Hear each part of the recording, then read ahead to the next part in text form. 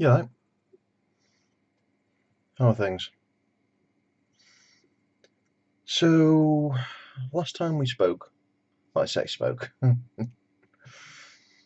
was going to Mantic, wasn't I? And I was going to Nottingham.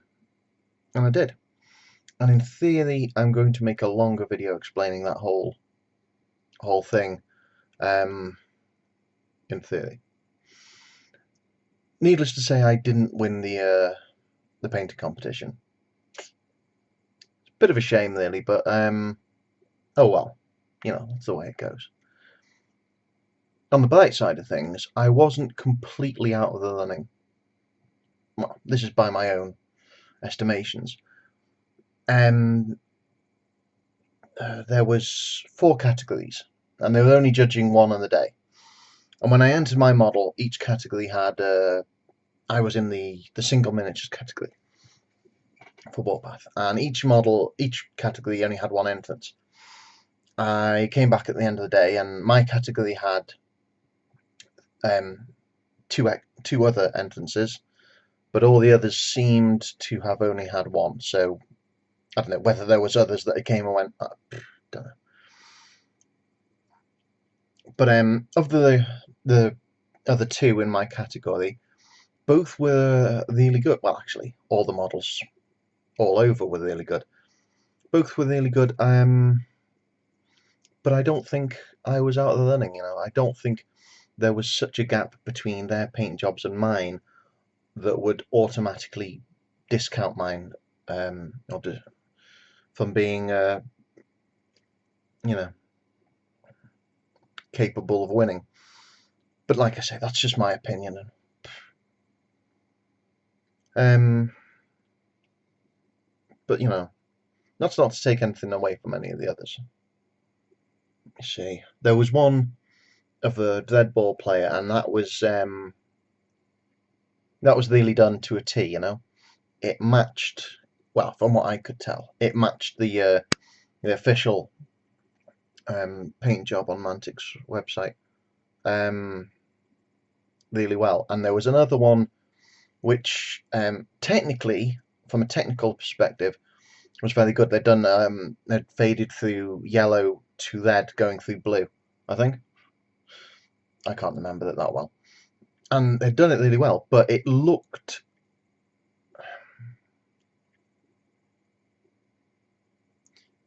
technically speaking, it was done very well, but it looked a bit out of place for my taste on a Plague Generation 1. But hey, that's just my taste.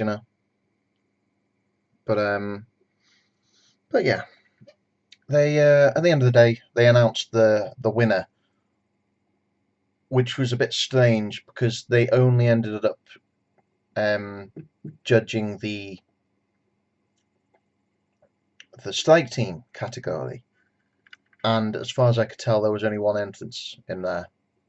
But oh well, that's the way it goes. So yeah. Anyway, the the long and short of it, the anecdote of the story. And who knows, I may ramble on. I did go to Games Workshop and stuff, and there was more to the Mantic Open Day. I may ramble on about that a little bit more. Who knows? Anyway, iced tea. I love iced tea. It's good. Well, it tastes good. It probably isn't good for you. But yes, you didn't. You want to know about models? Well, you probably don't want to know about models. You might just be watching this to torture yourself, and in which case I'm happy to oblige. But I've started painting a Stormcast. He's going to be dark green. Well, he is dark green at the moment. He's going to be a green. I like green. Yeah, quite pleased with myself. I fixed. This is Barb the Bowman. They comes in a Citadel resin or fine cast or whatever it's called. Anyway, his the sculpt's really good, really fine detail. But the nose, there was an air. Obviously, when they were casting it, there was an air bubble in the nose, so the nose hadn't formed properly. But I was quite pleased with myself. I managed to just dab on just the littlest bits in 2 stages of liquid green stuff and make that look normal again. But and the last bit is this. I'm quite pleased with it. Magma Dragon. And yeah, it's going to look nice with a dark lead on it. As you can see, I haven't got all the way round. But oh well. Anyway, that's all of it. Or is it? No, it's not. There's a game called Middle-earth: Shadows of Mordor, and it's set in Middle-earth, would you believe? But I've been playing that a lot recently, and oh, it's good. It seems, from a bit of a novice point of view, you know, they seem to go really quite in depth with the whole lore, you know, into the whole Tolkien lore. But it's really good. It plays sort of like Assassin's Creed, in the running around, jumping and stuff. Well, I assume it does. I've never actually played an Assassin's Creed, but whenever you see an Assassin's Creed gameplay video, it always seems quite similar to this.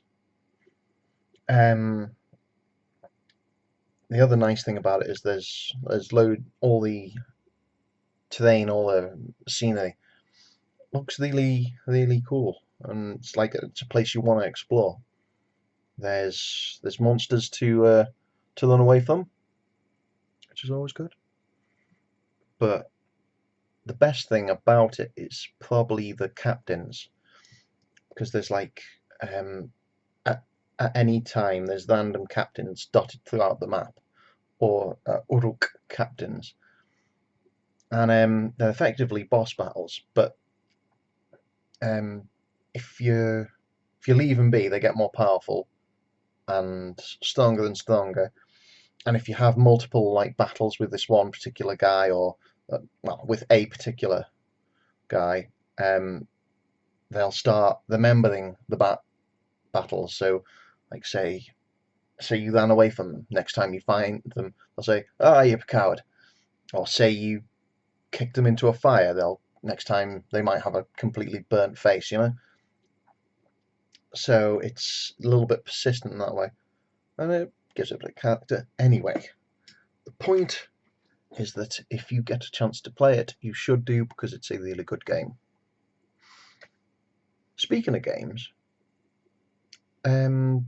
Deathwing, first-person shoot all the Tyranids game is coming out, but it's been delayed. Just found out today, which is really bad. I was really looking forward to that till the 14th. But I suppose on the bright side, if it means they get to make a better game, you know, if they make a better game out of it for the delay, then it's not so bad, is it? Eh? Anyway, if you've watched this far, you know, fair play. Because sometimes on videos, I'll click off towards the end.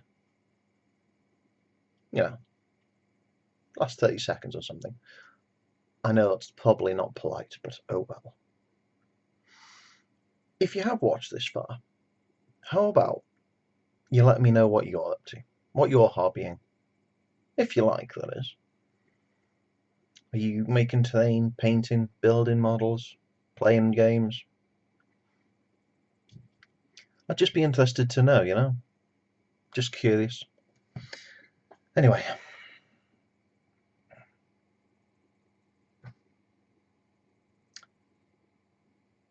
Look after yourself.